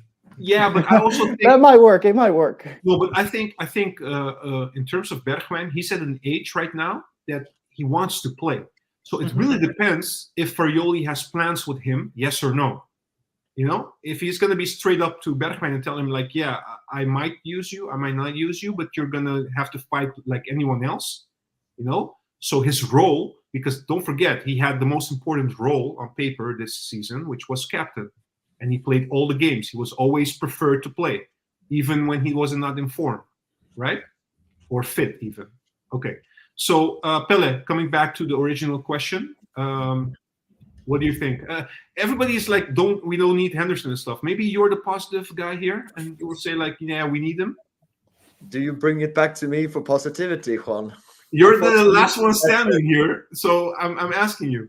Oh, you're pressing him against the wall here, man. No, it's okay. I'm already mad against you. I'm already mad because I was going to use the same thing, that same trick you just used from Per when you referred back to the fact that it's structure, you know, over individuality, and that you don't necessarily and you beat me to the punch, man. Sorry. I'm gonna say it. Sorry. Anyhow, but yeah, no, that's basically what I think about it. And yeah, I've said it in the past, he has the playing style of a man playing with a live grenade at his feet. So I don't think he brings that much sporting wise. But, you know, characteristics, I like him. I enjoy him at the club. We sell a lot of merchandise with his name on it. Yeah. But it doesn't really balance out what it costs, and you know the output contra, or the input contra the output. So I would probably, if he leaves, then fine. If he stays, then you know he has to step up next season. That's my 2 cents. Do you guys agree with Pierre? Yeah? Let's say hypothetically we sell Bergwijn and we sell Henderson. So sorry, they leave. Okay, let's put it that way. Are we not losing too many experienced or like players? Because Pierre is okay with it because he said like the structure argument. Farioli knows what he wants. He can fit other players there. It's fine. I mean, it doesn't have to be 0 or 100, right? So because you still have to have some experience, right? That's what I base it on, because you can't really go one way to 100% and one way to the other. So if one would leave, that that's a manageable type of situation, but it would be akin to saying, yeah, but if Bergwijn, Berghuis, Henderson, it's you have to have some where do you draw the line there, and then basically if you one leave, fine. If 2 leaves, then we're starting to see a little bit of a different situation as we did the last season. Okay. Thomas and William, quickly. Thomas, did you feed your cat? Yeah, but she's playing with the power cord actually right now. But yeah. It's okay. We're almost done with the show. Okay, quickly. Yeah. Okay. Anyways, my wife is responsible for feeding the animals, myself included. If we would lose Bergwijn and Henderson, wouldn't that be too much? That's the question. William and Thomas, go ahead. I feel like we were a construction site anyways. So if we are going to get rid of the big fish, let's say, salary-wise, this is the moment to do this. I don't feel like Bergwijn and Henderson especially were some crucial team spirit building guys. We haven't seen that, to be honest.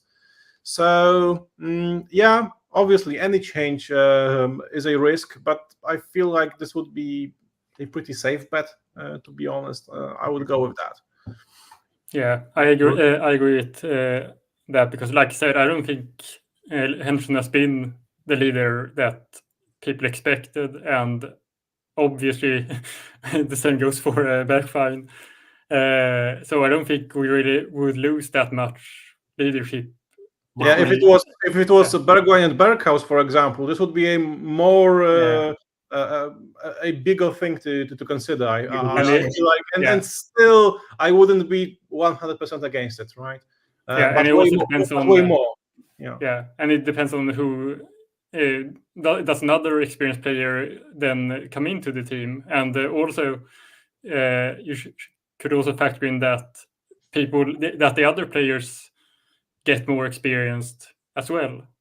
Because, like what Thomas said before, time passes. that happens. People get older, and people like Brobbey and Taylor and those players are still young. But I mean, everyone gets more experienced, and maybe someone we don't expect will step up now as a new type of leader. We don't know that. Yeah, that's a good point. Guys, going through the last comments, Quarantine is saying Henderson used us to get to the Euros. I'm not sure he's 100% involved in the project, so I think we should get rid of him. Yeah, I agree with that. That was great. Yeah. Jamie saying too bad for Hendo. Still keep him, make him captain. I have to go. All right. Yes, for comic relief. Oh my God. Quarantine is saying we don't need to keep him just because he shouts louder than the rest. No, we got that coach now. And Steven is asking, do you honestly see Farioli being a systematic coach like Van Gaal? Anyone who wants to react to that? What do you mean by systematic? Yeah. I mean, that's a... I'm not sure I understand the question, right? I think the question is more or less whether he's very... I think the structure is the best example, very structured in the sense that also Van Gaal was very clear in what he wanted the players to do, right? So, contrary to Ancelotti, who bases his tactics on power of friendship, right? Yeah, that's an ongoing thing, but it works, right? Yeah, no, I get it. This is not Ajax related, but Ancelotti always gets that stamp, that it's all. But winning so many prizes and trophies, it should be more than that. It's not possible. It's only because he's good with players. That's a false narrative. You're undervaluing friendship. Yeah, super best friends. Anyways, I don't know enough about Farioli, but he gives me the impression of being, let's say, more emotional and open towards his players than Van Gaal. And I feel like this is a moment we need such a guy. That's the impression I get from those players, that they do not need a strict guy who is going to hit them with a stick if they are 20 centimeters off their position, but more of someone who's going to reach them, basically. I'm not saying that it's going to be one huge therapy session for the team with him, but yeah, I feel like he's going to be more of a players manager compared to Van Gaal, whom I value as well, but that's a very different style, I feel like. Pierre, can I ask you a question? It's a difficult question, but I still want to ask it because I was just triggered by the comparison with Van Gaal. Do you think Farioli will adopt a certain flexibility to his system, or do you think no, he's really wanted the way that he played, let's say, with Nice or something? Or do you think he will tweak some things for Ajax? I think he might make some changes, but I do also think that it will take some time. I mean, we bought him because of the way he plays, of course. So I think that's where he starts. And then if that's working, you're going to try implementing new things, especially the attack. I think you can give certain players a little more freedom. But with the defenders, I think he's going to keep it very clear, keep it simple. This is what we want to do. This is the goal. Let's make sure we reach that goal, and instead of just giving the ball away at some stage. So instead of conceding 61 goals this season, we'll concede 11 next year. I think with this squad, he would have conceded, let's say, half the goals we did. Okay. All right. I think it will be a big difference. But I also still don't really get the question as well. I mean, yes, it will be a lot of systematic coaching, I guess.